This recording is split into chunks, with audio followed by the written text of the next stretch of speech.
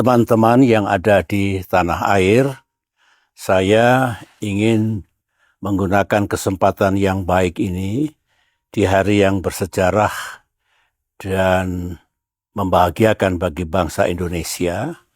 Saya ingin mengucapkan Dirgahayu Indonesia. Kita bersama-sama bersyukur kehadirat Tuhan Yang Maha Kuasa, Allah Subhanahu wa Ta'ala, karena kembali kita merayakan Hari Kemerdekaan 17 Agustus tahun 2026 ini.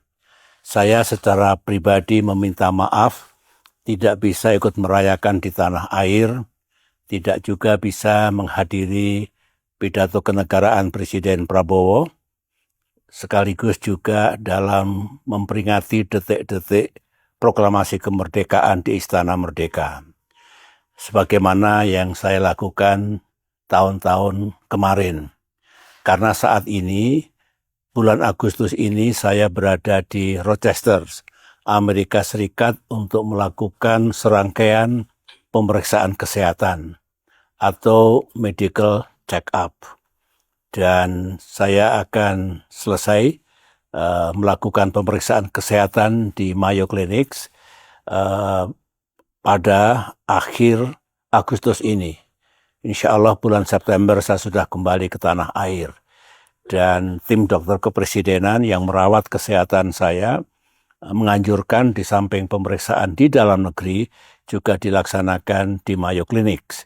Karena saya pernah menjalani operasi pengangkatan prostat pada tahun 2021 yang lalu dan setiap tahun dilakukan pemeriksaan. Saya juga mengikuti pidato kenegaraan Presiden Prabowo. Teman-teman di tanah air menyampaikan kepada saya substansi dari pidato beliau. Saya menilai bahwa berbicara tahun 2027 dan sekaligus menandai berlakunya APBN untuk tahun 2027, saya melihat bahwa arah, blueprint, dan agenda pembangunan yang akan dijalankan pemerintah di tahun depan menurut saya makin baik, makin jelas, dan memberikan harapan baru bagi kita semuanya.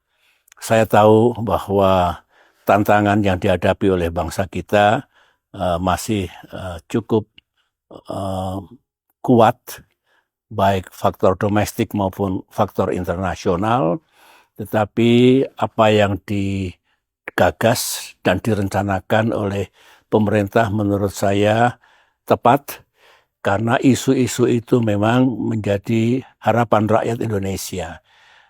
Memastikan bahwa ekonomi tetap tumbuh, kemudian pengangguran dan kemiskinan berkurang, pelayanan kesehatan dan pendidikan makin meningkat, infrastruktur dan sebagainya. Menurut saya itu agenda yang sangat penting. Saya tahu sasaran pertumbuhan ekonomi misalkan 6%, itu cukup tinggi, ambisius, meskipun ambisius tidak berarti tidak bisa dicapai. Karena pengalaman saya memimpin dulu dengan 10 tahun rata-rata 6%, memang alhamdulillah kemiskinan turun secara tajam, pengangguran juga begitu, utang negara juga menurun drastis, tetapi GDP termasuk income per kapita meningkat secara tajam. Oleh karena itu 6% andai kata bisa diraih kembali oleh pemerintah Indonesia akan baik dampaknya bagi rakyat kita. Nah dari semuanya itu dengan harapan baru ini saya hanya ingin berpesan ke teman-teman yang mengemban tugas di pemerintahan agar tetap konsisten, jaga betul kesehatan fiskal kita, kemudian implementasinya yang bagus, jangan ada penyimpangan di sana-sini. Setiap saat dilakukan evaluasi kebijakan, karena begitulah manajemen pemerintahan.